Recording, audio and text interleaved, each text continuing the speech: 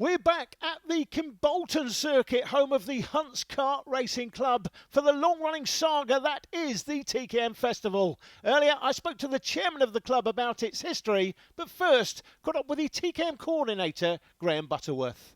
Graham, 21st running of the TKM Festival, so it's quite an iconic anniversary for you this year. What do you remember about it over the years? Lots of hard work, but also some fantastic racing and a great spirit really amongst all the drivers and so forth. A weekend that I think for everyone involved in the class is the weekend to win, but also a weekend that a lot of people enjoy. They're not necessarily going to win, but they just love the racing here at Kimbolton over the Max's TKM Festival weekend.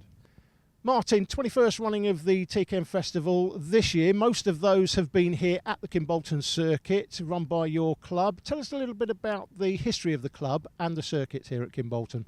Club founded 1959. I came on board nearly 25 years ago.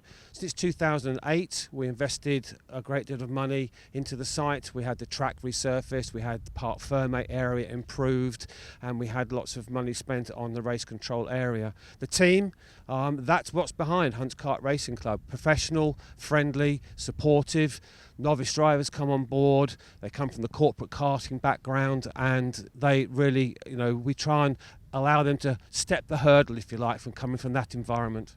Yeah, and that's one of the reasons this club's been successful, isn't it? Talk about a little bit more about the team of people you've got here. Great team of marshals, people that have been here a long time, and that's really important at a time when karting's been struggling a bit, I think it's fair to say, but this club has seemed to buck the trend. I think it is the team. At the end of the day, we work together, and this is important. We have people that have been supporting the club for a number of years now, and we communicate. It is really important that we plan the meetings and we work together over each of the race weekends. And there are challenges. That's what motorsport is. This event has seen the greatest ever kart race, in my opinion, 2013, the Junior Elite Final. We're just having a look at it now. That amazing move by Lewis Elton around turn one and lots of other things going on in that race. But we seem to get it time and time again, and I'm expecting more of the same today. Why do you think it is? Well, there are two simple reasons, I think. First of all, the engines, the karts or whatever, are very, very, very equally matched. The engines really aren't equally matched. So you'll have people claiming this, that or the other is better. But look at it on a stopwatch. There are hundreds between them. And if you look at it, we had time qualifying for the seniors, we had something like 17 karts within half a second of each other. That's how close it is, and a hundredth of a second might drop you 2 or 3 places. So incredibly close. I think the drivers are a lot of very experienced drivers, and they know how to get the best from the karts, and it just results in very, very close racing. We've seen in testing queues of karts going around, sort of practicing for the race, if you like. It's just very, very close. And over the recent years, of course, last few years, I guess Abby and Andy Pulling sort of started this craze, I'm going to call it, for the tag engines, the touch and go engines, which at one point in not too long ago, just 3, 4, 5 years ago, people would have said you cannot win the British Championship events with a tag engine, with TKM tag engine. It's got to be something that you push. Andy Pulling came along, thought, I don't want to be pushing a kart, got his daughter the tag engine, and now all of a sudden everybody seems to want a tag engine. Yeah, it's very weird. We'd had the tag for a long time. We'd said to people it's quick, etc., etc., and a lot of people said no, you don't want that, it's slow, etc., etc.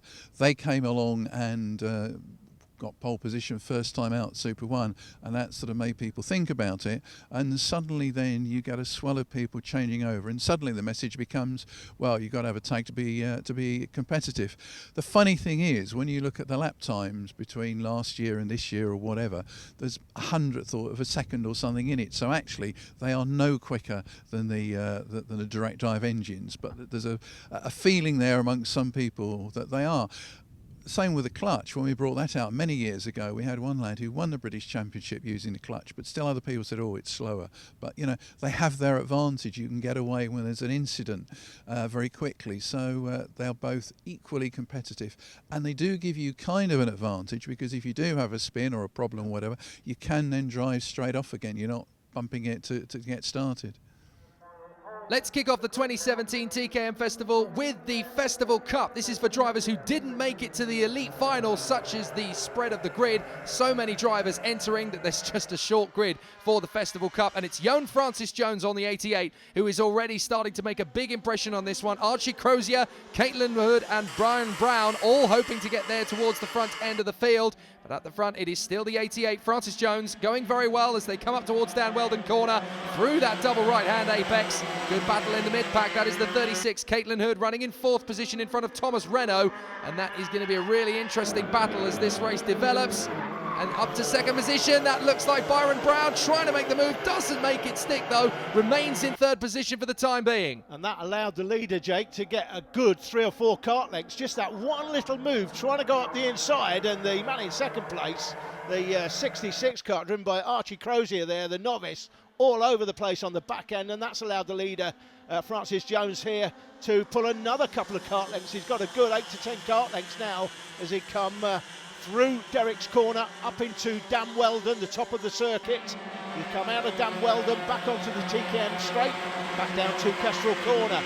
93, Aaron Lask running in 6th position at the moment in front of Rachel Swain as she tries to make progress through the field. Rachel starting to get onto the tail of them as up the inside. Good move potentially from Aaron Lask. He's got the move done, but he's going to leave himself vulnerable on the exit as Thomas Renault tries to come back to move up into P5. Johan Francis Jones has definitely got himself out in front now. Absolutely superb lead. And look at that as they make their way through the willows. It is a very commanding advantage he's got. 2nd position still up for grabs though as Archie Crozier still has pressure from Byron Brown.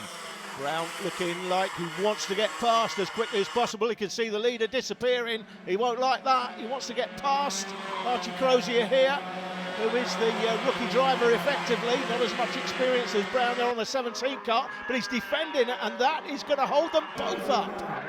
So Rachel Swain has caught the back of the field now, so it's now 2nd through to 7th, tightening up, and it could finish anybody's way as Byron Brown runs onto the back of Archie Crozier once again. Johan Francis Jones is once again completely dominant out front. Here comes Byron Brown up the inside into Stowe corner, gets the position. Nicely done. A little bit of contact there with Crozier in behind, just contacted the rear end. You've got to be very careful, of course, if you know anything about karting these days.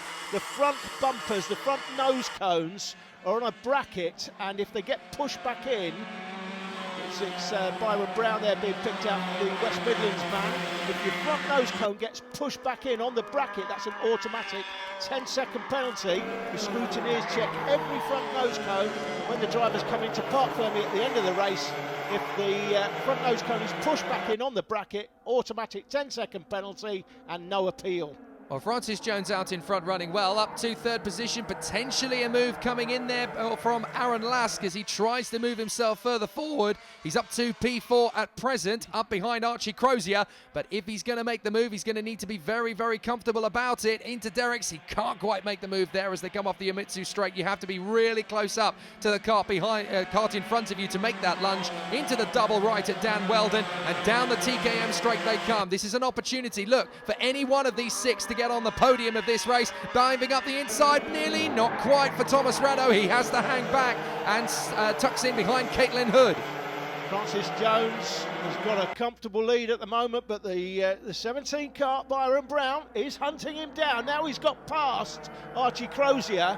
He is starting to close in on the leader, but he's just going to have to do it piece by piece, little bit each lap, because that is a decent gap, but he is closing the gap. Yeah, he's definitely faster in the 1st and 3rd sectors of the lap. He's about even, almost to the 100th of a second in the 2nd sector, slightly quicker. Crozier running there in 3rd position. He's the cork in the bottle as we've got a great challenge up from behind as Aaron Lask and Caitlin Hood are both trying to get through. Thomas Renault and Rachel Swain are not far away either, and they're battling away. This is Swain on the back of the 69 Thomas Renault as they come off of Kimbolton corner, down the Hines straight and up towards Stowe. And look at this, Brown is getting much closer to the leader now. He's only a few kart lengths away. 93 through, that's Lask. Yeah, it is. But Brown looks like he's the man on the move here. He's got to be thinking, there is no doubt, he's closing him and closing him. He's got to be thinking, this race is mine, just got to get past. Oh, and that's an off. Is that Aaron Lask? The 93? No, that's not the 93. Someone else has gone there. He's gone straight on there. Is that Thomas Renault? The 96, I think, might have fallen off the queue. Yes, Thomas Renault has gone. The 96 has rejoined at the back. He's still at the back, so he's obviously outbraked himself, I think, going into Derrick's.